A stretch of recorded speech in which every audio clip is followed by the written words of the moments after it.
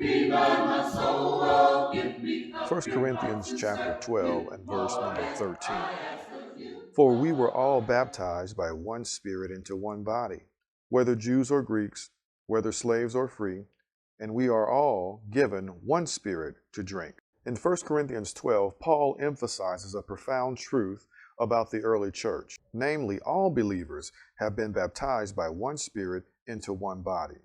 This statement highlights the role of baptism as a rite of passage in the early Christian community.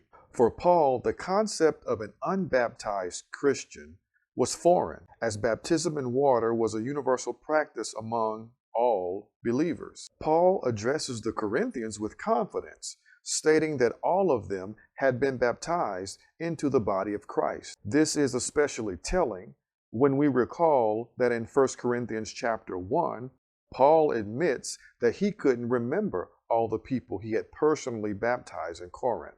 Yet, he still confidently declares that all the believers in the church had experienced baptism.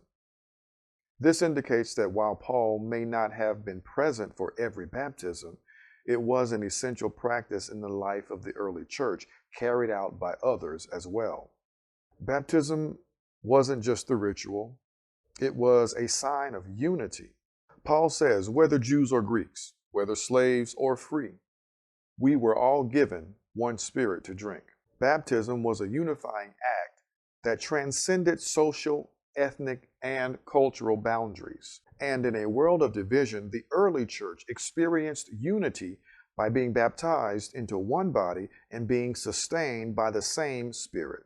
The urgency of baptism is seen even in Paul's own story. When Paul himself was baptized, the word immediately is attached to the action. It was not something delayed or treated as an optional afterthought, but was understood as a necessary step of faith and obedience.